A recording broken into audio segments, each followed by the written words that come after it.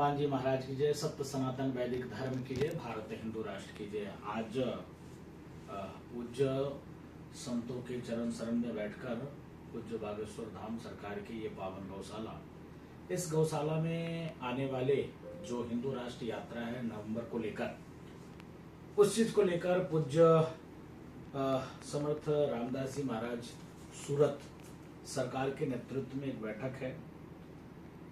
इस बैठक में अपने दिल्ली से पूज्य महर्षि गोविंदाचार्य जी महाराज, बहुत बहुत इनको साधुवाद, आभार, धन्यवाद है।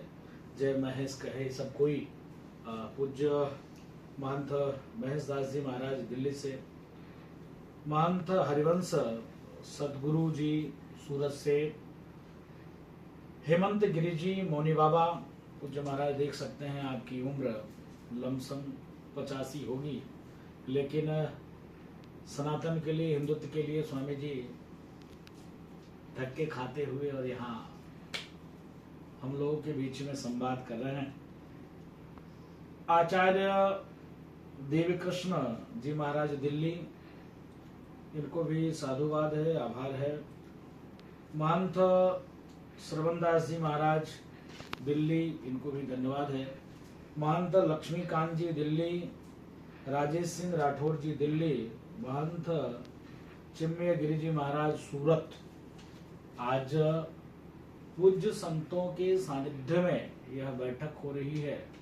बैठक का सिर्फ एक ही उद्देश्य है, एक ही लक्ष्य है, भारत हिंदू राष्ट्र सनातन के मानने वाले कैसे सुरक्षित रहे, हिंदू कैसे बहुसंख्यक रहे, जो सनातन पे टिप्पणी करता है उसको मुंहतोड़ जवाब कैसे दिया जाए, और कैसे दुनिया की मानवता सुरक्षित रहे, इसके लिए सनातन में मजबूती होना अनिवार्य है।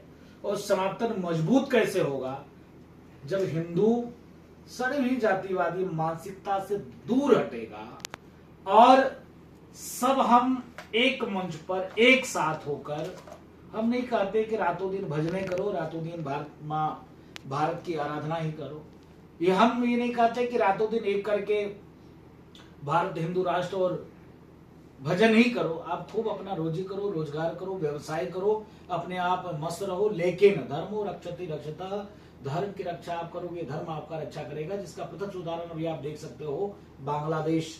बांग्लादेश में 68,000 सरकारी नौकरी वालों को मार कर, पीट कर इस्तीफा दिला दिया। बड़े बड़े व्यवसायी की व्यवसाय बंद करा दी गई, रोटी छीन लिया गया। उनके सामने में उनकी बेटी, बहुओं और पत्नियों की सार्वजनिक रूप से इज्जत लूटे गए।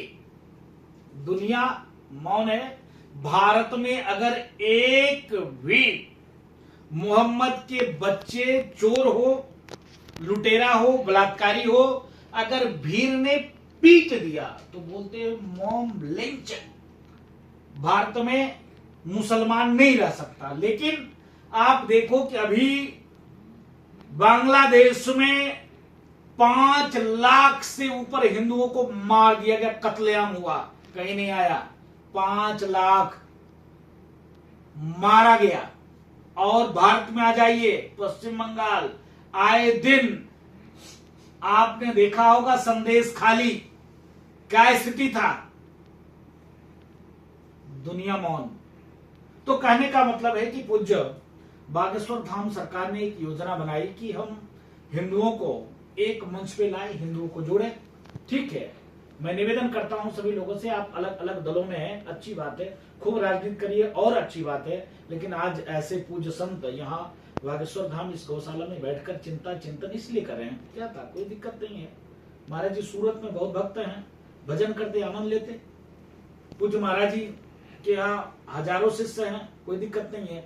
महाराज जी के यहाँ मंदिर में लाखों भक्त डेली आते हैं, कोई समस्या नहीं, वही आनंद करते। लेकिन वो सबको छोड़कर आकर सनातन पे चर्चा, सनातन पे चिंतन, इसलिए क्योंकि आने वाला दिन आपका सुरक्षित रहे, आज औलाद आपका सनातनी बना रहे, मुल्ला और कठमुल्ला न बन जाए, धर्मांतरण न कर ले, क्योंकि पूरे दुनिया में हम ही हम थे।